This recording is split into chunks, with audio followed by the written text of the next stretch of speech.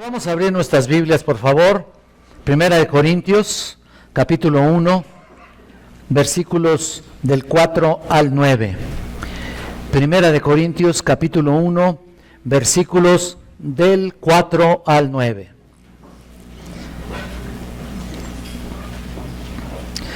Y le voy a dar lectura y dice así: gracias a Dios, gracias doy a mi Dios, siempre por vosotros, por la gracia de Dios que os fue dada en Cristo Jesús, porque en todas las cosas fuisteis enriquecidos en Él, en toda palabra y en toda ciencia, así como el testimonio acerca de Cristo ha sido confirmado en vosotros, de tal manera que nada os falta en ningún don, esperando la manifestación de nuestro Señor Jesucristo, el cual también os confirmará hasta el fin, para que seáis irreprensibles en el día de nuestro Señor Jesucristo. Fiel es Dios, por el cual fuisteis llamados a la comunión con su Hijo Jesucristo nuestro Señor. La semana antepasada estuvimos todavía analizando esta parte tan importante de la Escritura. Estuvimos estudiando cuando Pablo les llama a vivir una vida santa, una conducta santa. Ese es el tema principal, de acuerdo a lo que dicen ser, de acuerdo a lo que decimos ser. Vivir una vida santa en realidad, ¿no es cierto? Y bueno, a la luz de lo que Dios ya ha prometido y garantizado.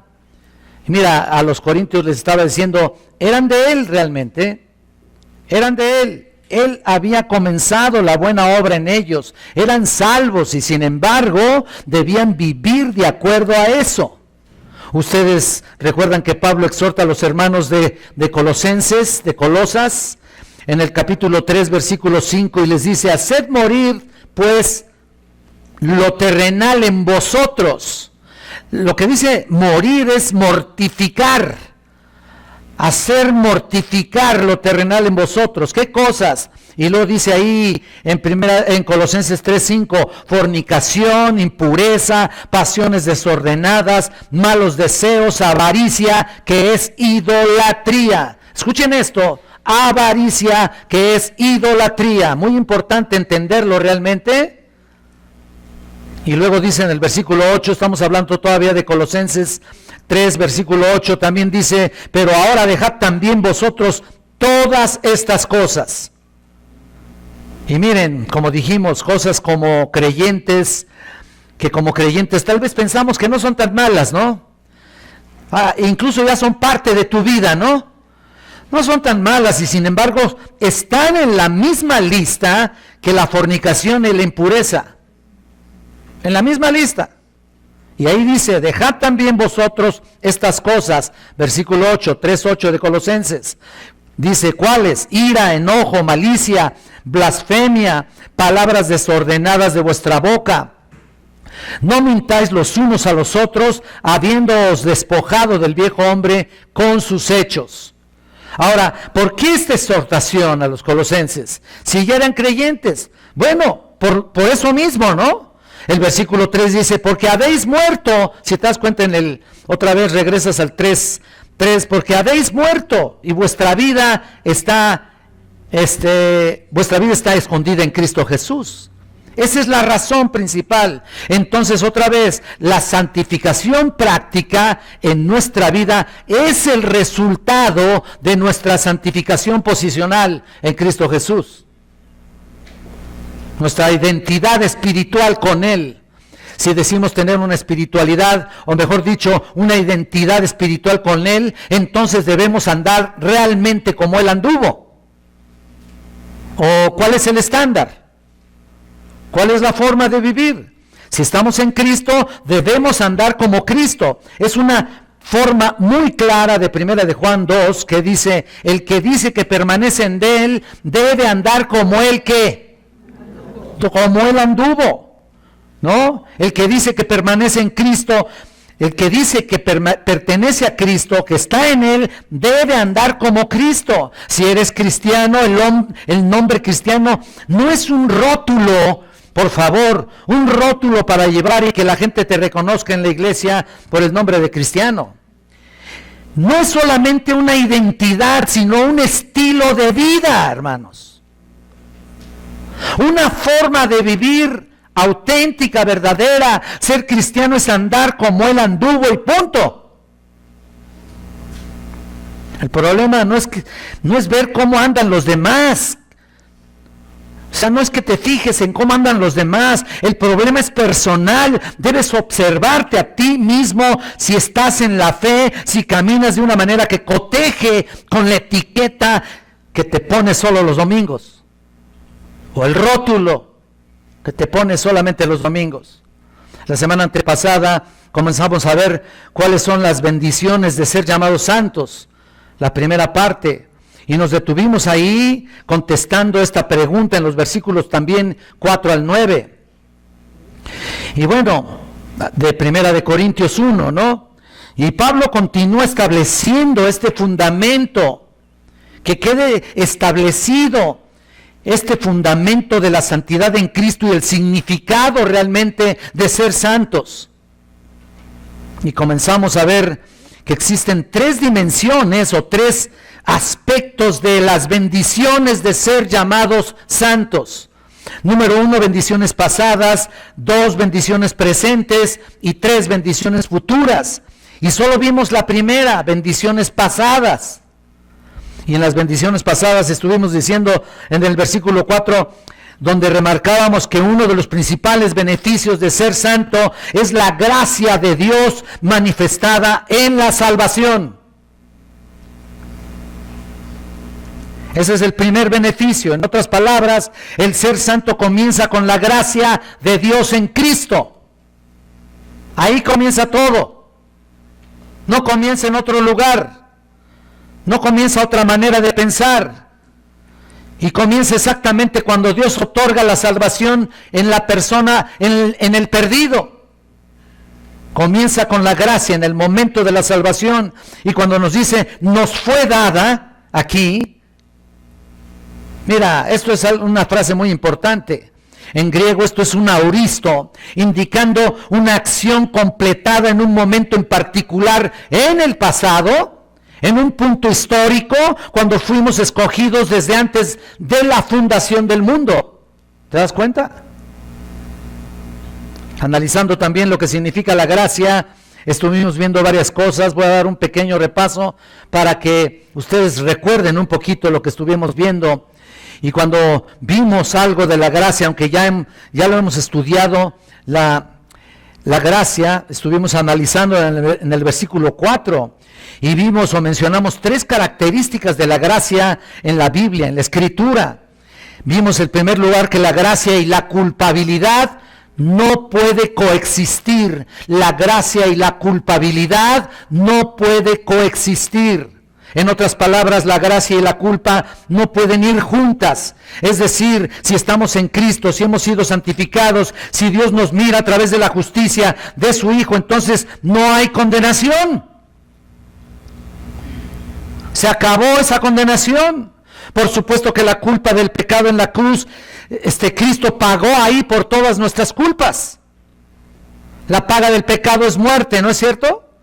También vimos en segundo lugar que la gracia no puede coexistir con la obligación humana. ¿Qué quiero decir con esto? Que la gracia es imposible de pagar. Nadie puede pagarle a Dios por lo que Dios ha hecho, por la gracia que recibimos. La gracia de Dios es un don, es un regalo completamente gratuito. No es un préstamo. Ustedes reciben un préstamo en el banco, ¿no? Cuando hacen su solicitud ahí, y bueno, no sabes ni en la que te metes, ¿no? Pero mira, pides un préstamo y firmas un contrato diciendo que según los requisitos del contrato tú vas a pagar esa deuda en X tiempo, etcétera, etcétera. No es así con la gracia. No es así. Dios no nos da un contrato para que firmes ahí y que si mientras te portas bien, bueno, fírmale ahí si te vas a portar bien. No es así. Y a ver cómo pagamos, ¿no? No, es un don, es un regalo. Y por último vimos también que, número 3, la gracia de Dios no puede coexistir con el mérito humano. También, ¿qué quiero decir con todo esto? Que la gracia de Dios no se manifiesta a aquellos de la raza humana que son buenos, o que tú piensas que son buenos. No, Dios no tiene predilectos. Ese es el punto. Dios no mira a la multitud a través de los siglos y dice, mira, ese es bueno, mira, vamos a escoger a este, porque es muy bueno y no lo vamos a dejar perder. ¿Eso dice? Para nada. No, no es cierto, en absoluto. Nadie merecemos la gracia, su gracia maravillosa. Por eso dice la Biblia, todos estamos destituidos de la gloria de Dios, ¿te acuerdas?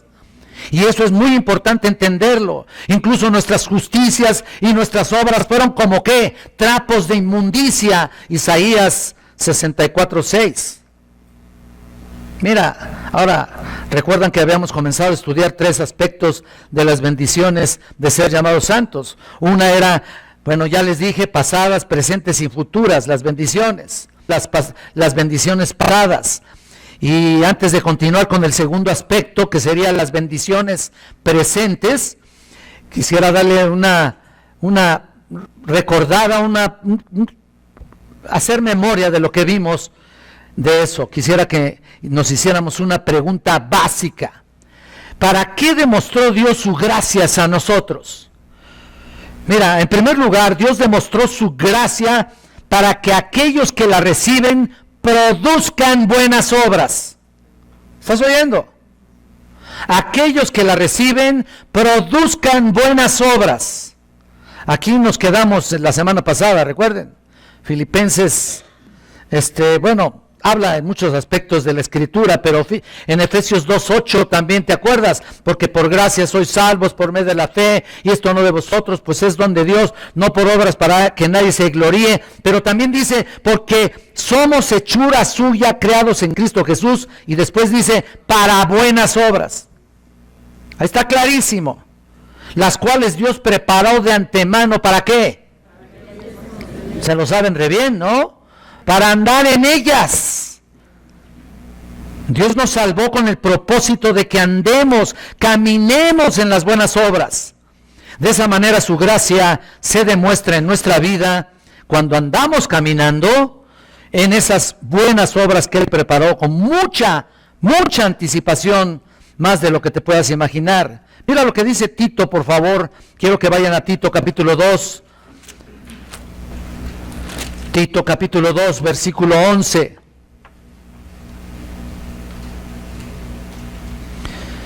Y este es un pasaje que discutimos también la semana la antepasada.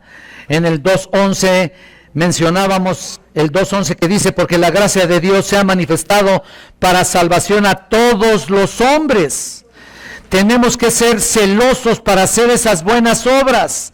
Dios quiere que sus hijos demuestren buenas obras. Pero mira lo que dice el versículo 14, que se dio a sí mismo por nosotros para redimirnos de toda iniquidad y purificar para sí un pueblo propio, celoso de buenas obras. ¿Lo estás viendo? Qué importante es eso. Entonces, Dios quiere que sus hijos demuestren buenas obras. Es importante. Mira, siempre para el bien de todos, para el bien de la iglesia. Las herramientas que Dios te ha otorgado, por supuesto, deben de ser puestas a los pies de Cristo, a los pies del Señor. No es para guardarlas, no es para retenerlas. No tienes derecho a retenerlas, si es que eres cristiano. Las obras se ponen delante de Él para trabajar en ellas, no para guardarlas. En segundo lugar, Dios demuestra su gracia para bendecir a los creyentes. Y si regresas a Efesios capítulo 2, mira lo que dice también aquí, pero vean ahora en el versículo 6 y 7. 2, 6 y 7, que dice, para alabanza de la gloria de su gracia, en la cual nos hizo aceptos en el amado, en quien tenemos redención por su sangre, el perdón de pecados según las riquezas de su gracia. Vean, ese es el segundo punto, demuestra su gracia para bendecir a los creyentes. Entonces Dios demuestra su gracia para mostrarnos sus bendiciones siempre. Te vaya bien o te vaya mal. Las bendiciones son siempre, son permanentes. Él no las quita, en absoluto.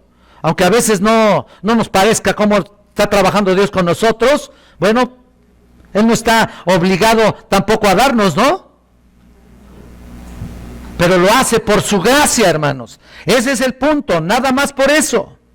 Y también vimos en tercer lugar que Dios demostró su gracia, ¿saben para qué?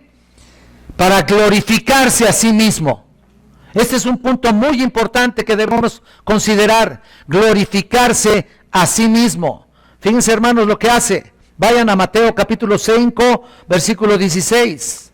Mateo 5, versículo 16.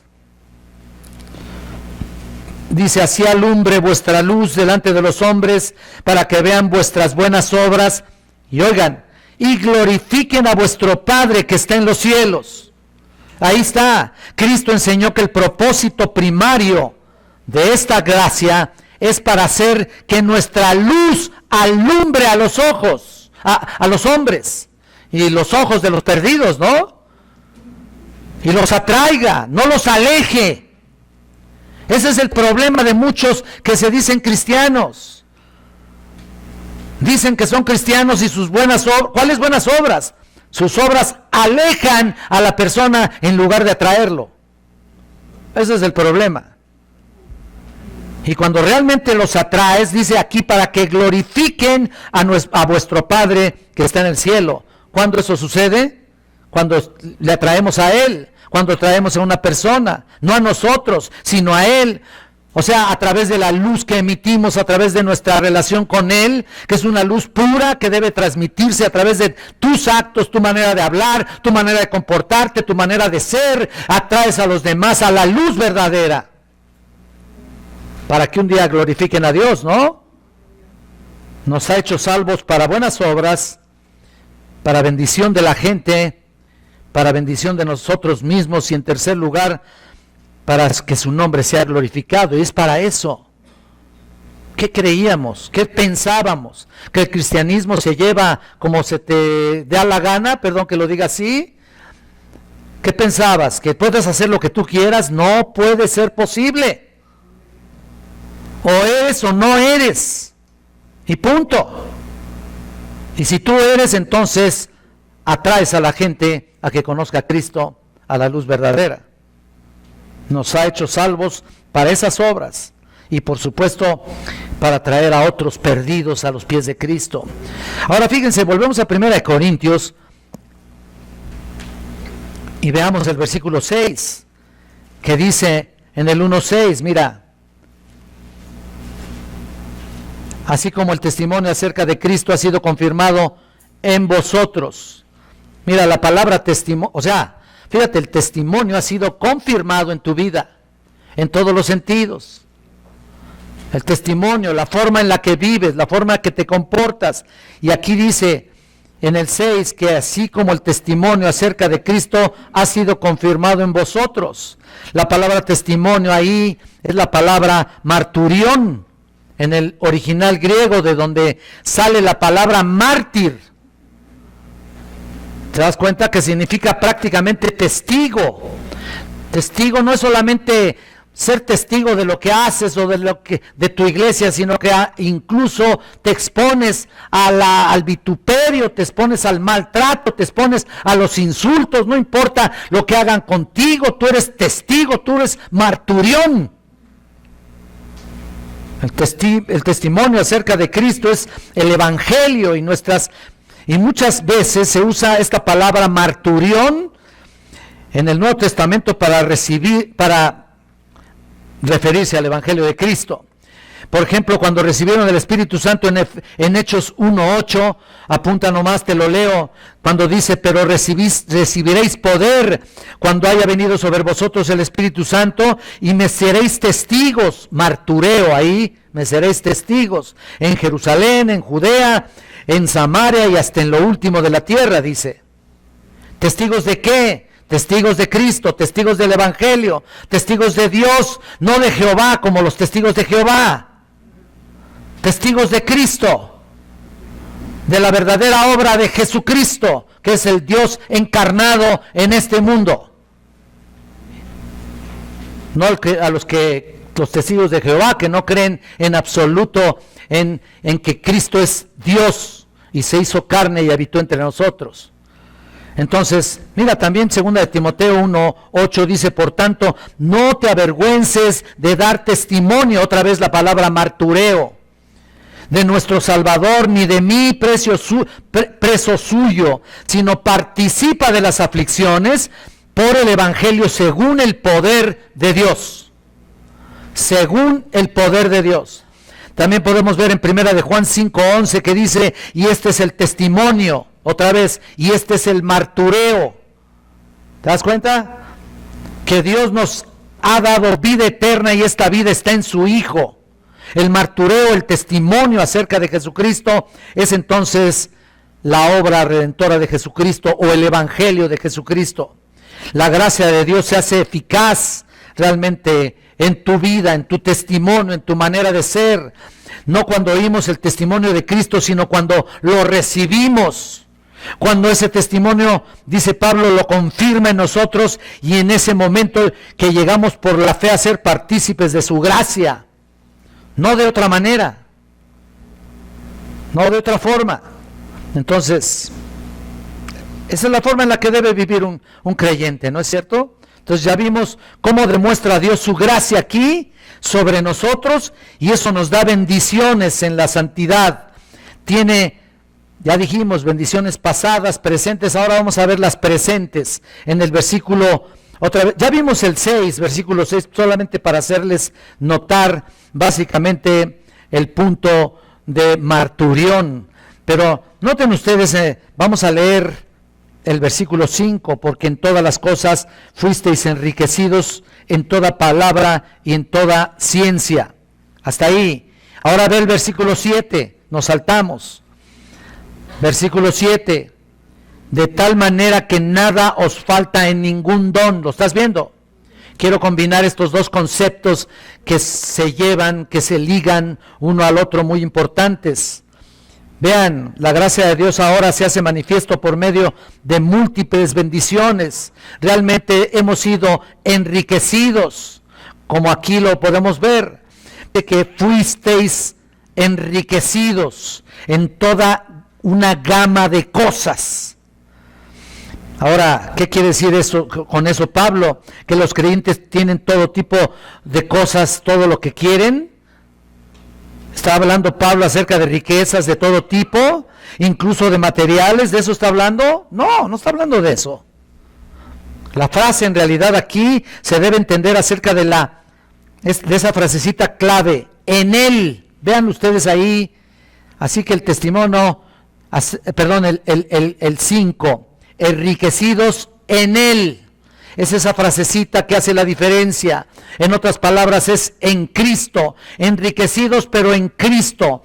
Nos está diciendo aquí Pablo que en Cristo somos ricos en todo. La frase en él entonces califica a la otra frase en todo que dice ahí.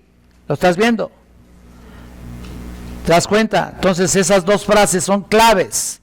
En Cristo tenemos todo lo necesario en nuestra vida cristiana y tenemos todo lo que Cristo tiene para darnos. Nos ha dado mucho, nos ha dado más de lo que pudieras imaginarte, aunque a veces no tengamos lo que deseamos, ¿no? Muchas veces deseamos muchas cosas y no las tenemos. Y bueno, ¿y qué pasa? ¿Y por eso ya no somos cristianos o no tenemos la bendición? Claro que no tiene nada que ver. Yo creo que es la misma idea que Pablo expresa. Lo que quiere decir aquí Pablo es la misma frase que expresa Pedro también en 2 de Pedro 1:3 en su primera epístola, en segunda epístola, cuando dice, como todas las cosas que pertenecen a la vida y a la piedad, nos han sido dadas, escucha esto, por su divino poder, mediante el conocimiento de aquel que nos llamó por su gloria y excelencia. Entonces todo, dice Pedro, todo lo que concierne a la vida y la piedad, te fueron dadas, se nos dio en Cristo Jesús, ¿ven? Todo lo necesario. ¿Por qué? Porque eso es lo que desea para nosotros. Por eso, ¿te acuerdas en Colosenses otra vez? lo que dice en el capítulo 2, versículo 10, dice que Pablo y vosotros estáis completos en Él. Estáis completos en Él, otra vez en Él. Completos significa dotentos, es la palabra en griego, dotentos, que significa nada te falta. Si piensas que te falta algo, estás en un error. Nada te falta. ¿Por qué? Porque es en Él. ¿Te das cuenta? Que es la cabeza de todo poder y de autoridad. Estamos completos, todo lo que necesitamos para vivir, para servir en nuestra vida cristiana, en Cristo, lo tenemos. Fíjate que aquí menciona dos cosas que dice Pablo que son muy interesantes. Pablo dice que ya poseemos toda palabra y toda ciencia. Lo estás viendo en el versículo 5. En toda palabra y en toda ciencia. ¿Lo estás viendo? Estas dos frases son muy importantes para explicarlas aquí con ustedes. ¿A qué se refiere en primer lugar cuando dice a toda palabra? Bueno, tenemos la habilidad en primer lugar de decir todo y la capacidad de saberlo todo en todo el conocimiento. No, la palabra aquí, o sea que ahora sí que la palabra aquí se refiere a la capacidad, escucha esto, de hablar en el nombre del Señor de acuerdo a nuestra personalidad, de acuerdo a nuestras capacidades. Obviamente, no todos los creyentes tienen la habilidad de hablar en público, ¿no? No todos de hecho, te petrificas aquí delante de hablar en público, ¿no es cierto? No tienes la capacidad de dar un discurso, de enseñar una clase, o un estudio bíblico, o incluso hasta en la escuela dominical, ¿no? O expresarse en público. Una de las cosas que causan mayor terror en la vida de las personas es justamente pararse frente al público. ¿Sabes eso? Yo lo he hecho tantas veces que estoy acostumbrado realmente, pero si quieres medir el estrés, en realidad lo que causa mayor estrés es pararse ante la gente. Bueno, no todos, ya tratar de hablar a una audiencia, bueno, causa un tremendo estrés. Claro que ya después de un tiempo pues, uno se acostumbra, pero el punto es de que no todo creyente puede hablar. No todos tienen palabra que decir. Sin embargo, todo creyente, escucha esto, todo creyente ha sido capacitado, lo dice así en toda palabra, ha sido capacitado para comunicar por medio de sus palabras, su capacidad, el mensaje de Jesucristo. Todos los cristianos tienen esa capacidad. Claro que en sus palabras, ¿no es cierto? En sus limitaciones de expresión, en sus limitaciones tal vez de preparación, pero tienen la capacidad de hablar de Cristo. Simplemente. ¿Por qué? Porque se le ha dado. En toda palabra. En sus habilidades. Así fuimos capacitados para hablar. Por eso dice, recibiréis poder cuando haya venido sobre vosotros el Espíritu Santo, dice Jesús, y me seréis testigos. Otra vez. Ahí está. Tendrás que ser martureo y hablar de lo que Cristo ha hecho en tu vida. Eso implica hablar, ¿no? Eso quiere decir hablar en su nombre. En Hechos 4:31 nos dice que después que oraron, el lugar donde estaban reunidos todos fueron llenos del Espíritu Santo, y después dice que hablaban con denuedo la palabra de Dios. Hablaban con denuedo la palabra de Dios. En otras palabras, el mensaje que ha llegado a tu vida, a tu corazón, no lo puedes retener. Es inconcebible, perdóname, es inconcebible. Lo tienes que hablar y tienes que demostrar con tu vida lo que ha hecho Cristo. Testigos, martureo, tienes que hacerlo. Así que el Espíritu te da la capacidad para comunicar lo que ya sabes. Y tienes que hacerlo. Ahora, vamos a la segunda frase. Cuando dice toda palabra y en toda ciencia. ¿Lo estás viendo? Bueno, en el mismo versículo 5 dice que toda ciencia, por supuesto, es la palabra gnosis, G-N-O-S-I-S. G, empieza con G, gnosis, todo el conocimiento, lo cual nos lleva a entender que no es cuestión de abrir la boca y esperar revelación directa de Dios, ¿no? Ciertamente el Espíritu Santo te da esa capacidad para hacerlo, pero puedes prepararte un poquito, ¿no? Un poquito. Abrimos la boca para expresar el conocimiento de la palabra de Dios, que ya tenemos. No es cuestión de inventar cosas y decir disparates como algunas personas lo hacen.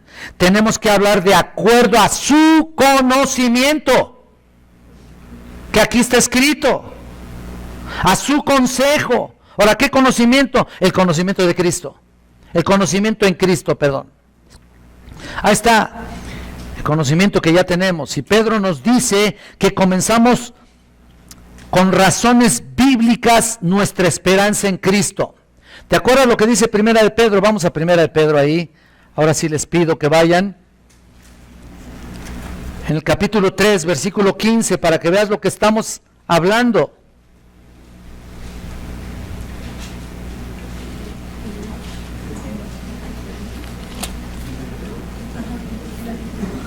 Sino santificad a Dios el Señor en vuestros corazones y estad siempre preparados, ¿estás oyendo?, para presentar defensa con mansedumbre y reverencia ante todo lo que os demande razón de la esperanza que hay en vosotros. Entonces, ¿qué se necesita? ¿Ir al seminario para hablar de Cristo? ¿Se necesita estar preparado en teología y en ministerio pastoral para hablar de Cristo? No. Digo, puedes hacerlo.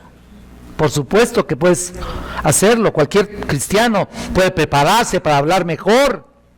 Cualquier cristiano puede hacer también que las palabras que hablen, la palabra de Dios, sean contundentes en la vida del oyente. Entonces, como cristiano, tienes que hacerlo. Todo cristiano sabe cómo fue convertido, sabe los específicos versículos que hay que compartir y tienes que hacerlo.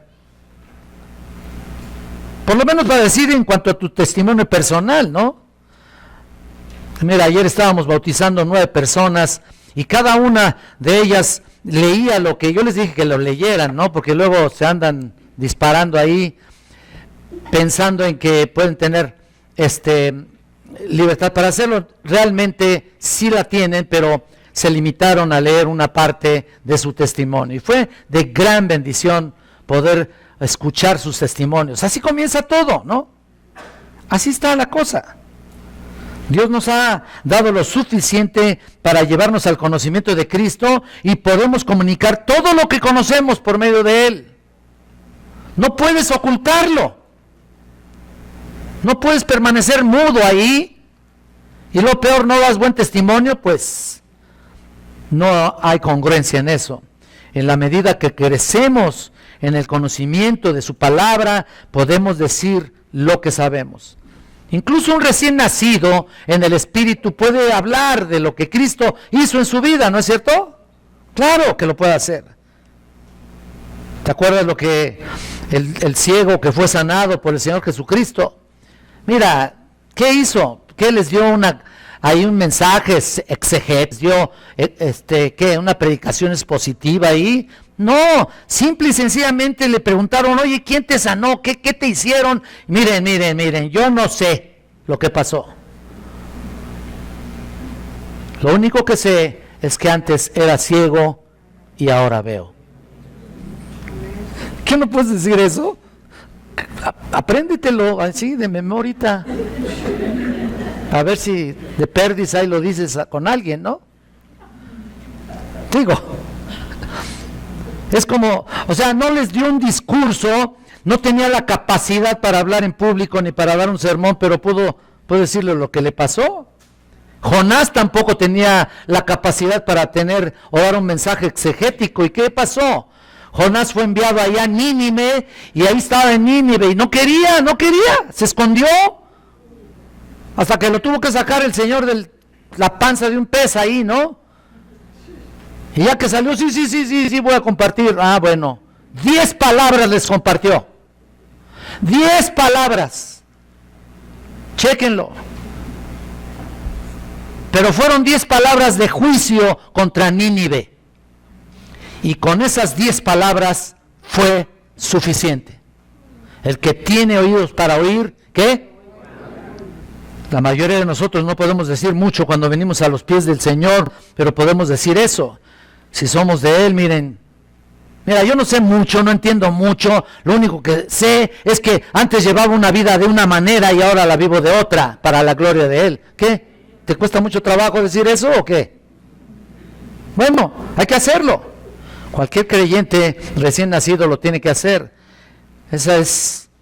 Palabras ligeras, frases entendidas, que la gente pecadora, impía, te entienda perfectamente bien. Esa es la ciencia. Esa es la ciencia que estamos viendo aquí. Toda ciencia, todo conocimiento. Se te dio todo. ¿No creen ustedes que cuando recibimos al Espíritu Santo, cuando nos convertimos, en el momento de convertirnos, recibimos al Espíritu Santo, ya conoces toda la Biblia? No, es cierto. Tienes que estudiarla. Y por esa razón se te insta y se te motiva, por supuesto, y el Señor te ordena que hables lo que tienes que hablar. Ahora Pablo nos dice que hay otras cosas, otras bendiciones presentes aquí. Y él lo menciona en el versículo 7, vamos ahí. Mira la primera frase, de tal manera que nada os falta en ningún don. Hasta ahí. Hasta ahí. Nada os falta en ningún don. Está hablando de los dones del Espíritu. Nota eso. Ningún don nos falta. Dios nos salvó en el pasado y ahora nos da dones para el beneficio de otros. Y dice Pablo que no nos falta en absoluto ningún don. Ahora, no quiere decir que tengamos todos los dones. No. Es en el tiempo presente todo lo necesario para el ministerio en la iglesia de Corinto. Esos les fueron dados a ellos. Y en el tiempo presente también, cuando viniste a los pies de Cristo, ¿qué pasó? Recibiste un don. Los creyentes lo tenían en el pasado, también en el presente. Y estos corintios, a pesar de su inmadurez espiritual, tenían todo lo necesario para ministrar. Lo cual nos enseña las siguientes 2 cosas importantes. Escuchen, por favor. En primer lugar, todo creyente tiene, desde el momento de su conversión, ya les digo, un don para servir. No tiene que buscar nada en particular. No es lo que tú quieras que te den. No es el don que tú quieras, es el que Él te quiere dar. No es cuestión de buscar otras cosas. En otras palabras, no es necesario buscar experiencias que otros tienen. Por favor. En el momento de nuestra conversión, Dios nos equipó con eso. Tal vez puedas tener 1, 2 o 3, tal vez. Espero que los tengas, pero eso sí, no creo que tengas todos los dones. Yo lo creo y lo compruebo en cada momento. Yo creo que para mí el único que tenía todos los dones era Pablo en particular, pero bueno, esa es otra cosa. Pero a ti se te dio por lo menos un don. En segundo lugar, cada creyente en sí es responsable de usar, responsable de usar sus dones que Dios le ha dado, así como el orden básico. Por ejemplo, un bebito, una criatura nace con todo el equipo. Lo único que hace, ¿qué es? En la medida que se nutre, madura, crece, hace ejercicio, hace músculos, esos órganos, esos miembros del cuerpo se van desarrollando. Es lo mismo con el orden espiritual de cada uno de nosotros. Nacemos bebitos espirituales y con el tiempo nos vamos desarrollando, de modo que ya podemos hacer las cosas de acuerdo a la voluntad de Dios. Y tienes que tener una carga específica para servir a Cristo. Yo veo muchas personas que dicen, yo quiero servir, pero no veo nada, ¿no? Lo que necesitamos es nutrirnos con la palabra de vida, con la palabra de verdad. Necesitamos orar en comunión con los hermanos. Mira, el grupo de oración es el más vacío de nuestros grupos. No, es que yo oro en casa. Bueno, está bien, ¿no? Pero mira qué importante es orar unos con otros. Es comenzar a ejercitar los dones que el Señor ya previamente nos dio cuando nacimos. Entonces, ¿cuáles son las bendiciones de ser llamados santos? En el pasado, Dios nos concedió la gracia manifestada en la salvación. En el presente, ya lo vimos, Dios nos enriquece con todo lo necesario para servir. Y ahora vamos a ver el tercero. ¿Qué podemos ver acerca de las bendiciones futuras? Vamos a ver, ese es el tercer punto. Fíjense los versículos del 7 en adelante, esperando la manifestación de nuestro Señor Jesucristo, la segunda parte del versículo 7, ¿lo estás viendo? Y luego dice, el cual también nos confirmará hasta el fin para que seáis irreprensibles en el día de nuestro Señor Jesucristo. Fiel es Dios, por el cual fuisteis llamados a la comunión con su Hijo Jesucristo nuestro Señor. Os ruego pues eso ya no, hasta el 9. Ya me piqué, ya iba a seguir adelante. Bueno, hasta el 9. Fiel es Dios. El 9, mira, por el cual fuisteis también llamados a la comunión con su Hijo Jesucristo nuestro Señor. Bueno, noten que la gracia de Dios garantiza nuestro futuro también. Nos da bendiciones maravillosas en el futuro. Si eres santo, Dios confirma que lo que hoy eres en posición, no en práctica. En práctica todos estaríamos descalificados, incluyéndome a mí. Porque aún estamos en la lucha constante en esta carne, ¿no es cierto? Todavía luchamos ahí contra nuestras concupiscencias, etcétera, etcétera. Pero en la posición de ser santos, por supuesto, esa es la primera garantía que te da, que el Señor se manifieste, lo dice ahí, versículo 7, esperando la manifestación de nuestro Señor Jesucristo. Es la garantía, que cuando el Señor se manifieste, pues estemos con Él, vivamos con la expectativa de que Él vendrá por nosotros, por los suyos. Cuando dice manifestación, o sea, es como hablar del apocalipsis en griego, apocalipto, en otras palabras, la revelación, la manifestación de nuestro Señor Jesucristo. Estamos esperando realmente la realización de lo que ya somos. ¿Se acuerdan de las palabras de Pablo en Filipenses 3:20? Mas nuestra ciudadanía está en los cielos, ¿te acuerdas? De donde también esperamos al Salvador. ¿Hay alguien aquí que espera al Salvador? Yo creí que no, ¿verdad? Pues hay que hacer varias cosas, ¿no?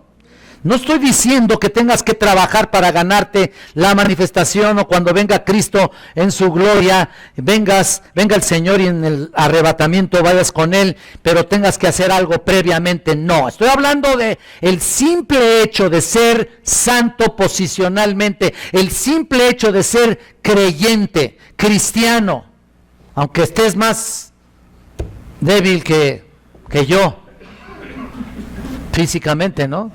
Mira, ese es el punto. No importa cómo estés, a lo mejor eres bastante débil en tu fe, bastante a veces carnalito, pero mira, eres creyente. Y si eres creyente, tú te vas con el Señor. Es la única garantía. Estamos allá prácticamente cuando dicen los cielos, de donde también esperamos al Salvador. Y lo que significa este pasaje es de que realmente ya estamos allá, somos seres escatológicos, estamos pensando y creyendo en el futuro, en las cosas futuras que vienen. Y ¿saben qué? Lo mejor está por venir. Tú estás pasando por una prueba difícil, estás pasando por una disciplina también. Arrepiéntete, ¿no? Pide perdón. Vuelve a la comunión con el Señor.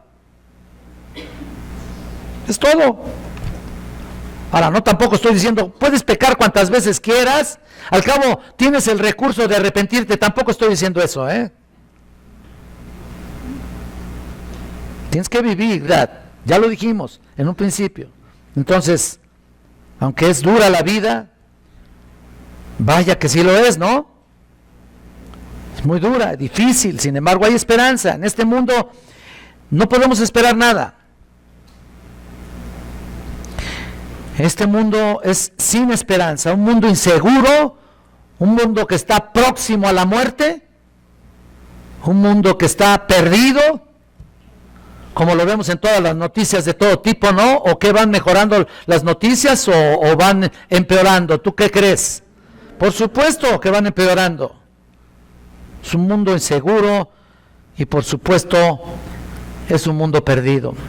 Y la experiencia normal de todos los días como hijos de Dios, como santos del Señor, podemos decir como el apóstol Pablo en 2 de Timoteo 1:12, porque yo sé, ¿te acuerdas lo que dice? Yo sé que después, o sea, ¿se acuerdan?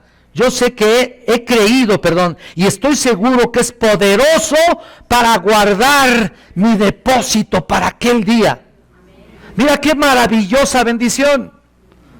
Esa es la bendición futura. Es la bendición asegurada. No te lo asegura nadie más que la propia palabra de Dios. Ni siquiera yo te puedo asegurar nada. Es la palabra quien te asegura esto. Yo sé en quién he creído. Tú también sabes en quién has creído, ¿no es cierto? Entonces, si sabes en quién has creído, debes de estar seguro que Él es poderoso para guardar tu depósito para aquel día. Finalmente, para eso estamos aquí. O es para vivir bien, o es para que nos vaya bien, o es para para que agarres tu Biblia y la sobes nada más y estés así, ay, Diosito, que me vaya bien en la Lotería Nacional. ¡No! Eso no importa, todo eso es efímero. Todo se va a ir. No existirá, ni siquiera este universo. Ya estás matándote todos los días ahí por 50 pesos, ¿no?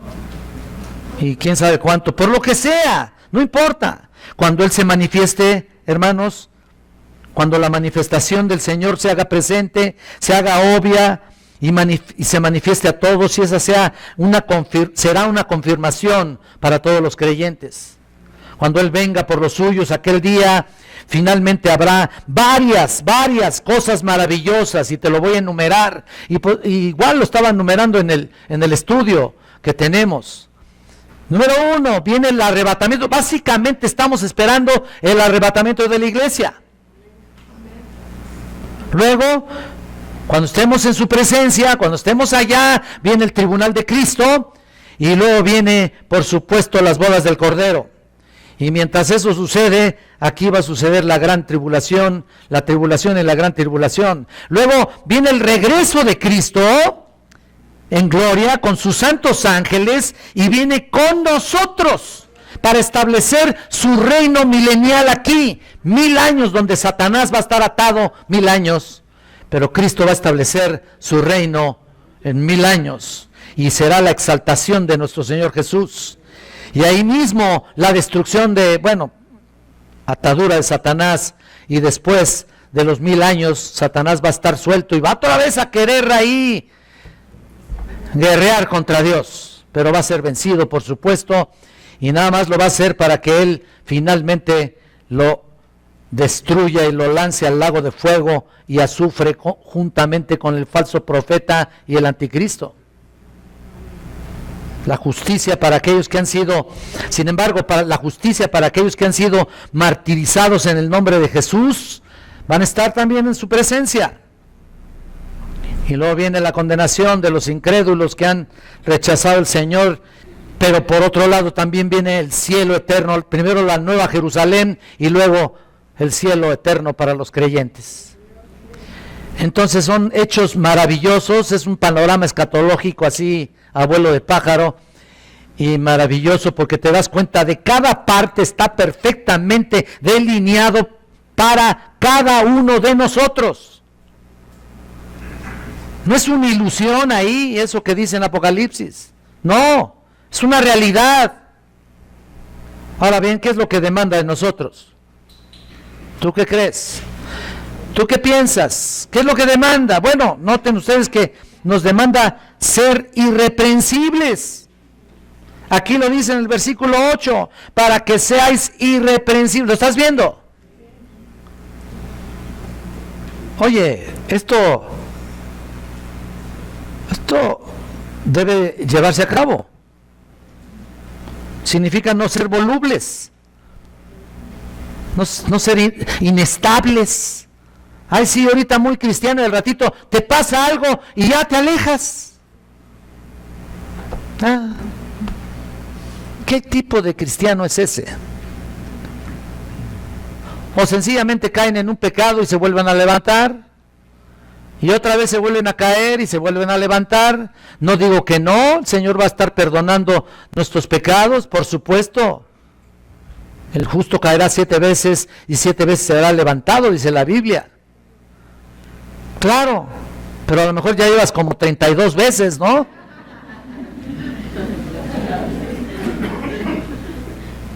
Esa risa me da la impresión que estoy diciendo la pura verdad, ¿eh? Mira,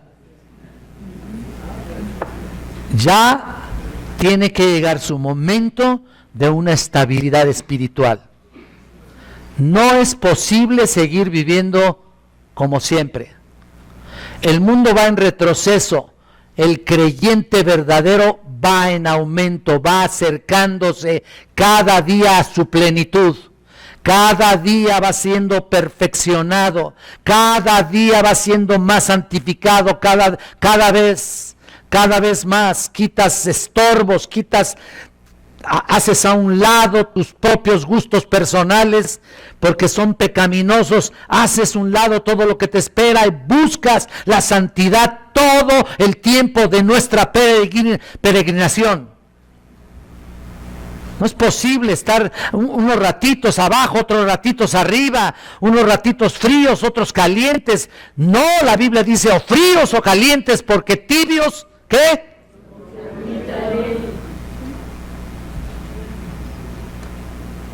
Irreprensible significa ser volubles, inestables. No, tienes que ser persistente en nuestra relación como creyentes. En otras palabras, nos pide ser guardados en santidad, pero una santidad notoria, firme, ejemplar, de modo que otros sean impactados por tu conducta. Y eso nos va a abrir todo tipo de puertas para tantos familiares impíos que tienes. Todos tenemos familiares inconversos, todos. Y tú estás suspirando por uno y otros más cercanos, ¿no? Otros tienen hijos, tienen hijas, etcétera, etcétera. Otros tienen esposo, esposa, y no conocen a Cristo aún. Y te la pasas suspirando, ¿no? Que llegue el momento en que ellos entreguen su vida a nuestro Señor Jesucristo. Bueno, tienes que hacer tu parte. Tienes que ser irreprensible. Aquí dice. Y eso es importante, ¿no? ¿Y cómo podemos estar seguros que cuando seamos aptos para cuando venga el Señor Jesucristo y nos arrebate la iglesia? ¿Cómo vamos a estar seguros si vamos a estar con Él? Bueno, Pablo lo garantiza. Bueno, Dios, a través de la pluma de Pablo, por supuesto, aquí. ¿En qué frase? Mira el versículo 9. Fiel es Dios, ¿no es cierto? Fiel es Dios. Ahí está el punto importante. Si fiel es Dios, entonces todo lo que ha prometido, todo lo que ha dicho, todo lo que ha manifestado, toda su revelación en particular para ti, lo va a cumplir al pie de la letra. No es como los hombres, que somos volubles, somos inestables, decimos que sí, pero en realidad es no. O decimos que no y al rato sí. Y no creemos nada a veces de lo que dicen los hombres. Pero somos creyentes. Y Dios te ha dado un sello especial, un sello que no se puede borrar, como el sello de un rey cuando mandaba una orden a otro nivel, otro reino, sellaba el sobre con su anillo así. Era inviolable. Y si los sellos de los hombres son inviolables, imagínate el de Dios. Él lo prometió, vas a estar con Él. Fiel es Dios, ahí está la seguridad. La fidelidad de Dios entonces es garantía. Fuimos llamados a la comunión con su Hijo, dice aquí, porque, dice, por el cual fuisteis llamados a la comunión con su Hijo, Jesucristo nuestro Señor. Así como fuimos llamados a la comunión con el Señor por medio de la salvación que nos otorgó, la santidad posicional y también la práctica, aunque a veces fallemos. No obstante, un día cuando Él se manifieste, cuando venga por su iglesia, mira, no va a haber presencia de pecado. Finalmente estaremos con Él, y como dice el canto, no habrá más llanto, ni más tristeza, ni más dolor, porque estaremos con Él. Ahí está. Así es. Esta mañana yo les pregunto, y me hago una pregunta: ¿vale la pena ser santo? ¿Vale la pena ser creyente? ¿Vale la pena creer en Cristo, en su obra redentora, en la cruz del Calvario para salvarnos de este mundo impío? ¿Vale la pena?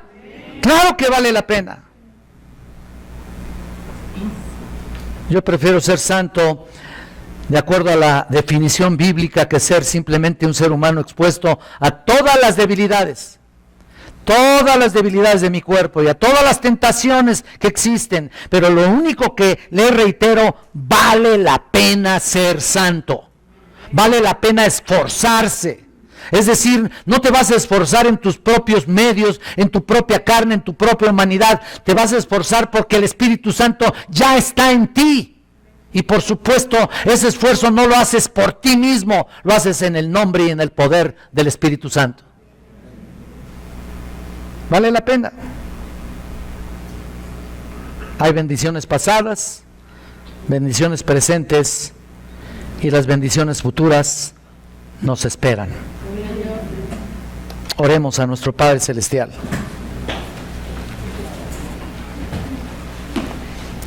Eterno Dios, cuántas gracias te damos, Señor. Te damos gracias por esta breve porción de la palabra de Dios, la cual continúa afirmando el hecho de que si creemos en tu nombre y tú nos transformas y nos seguirás transformando por tu gracia, un día te manifestarás, Señor, y un día vendrás por tu iglesia.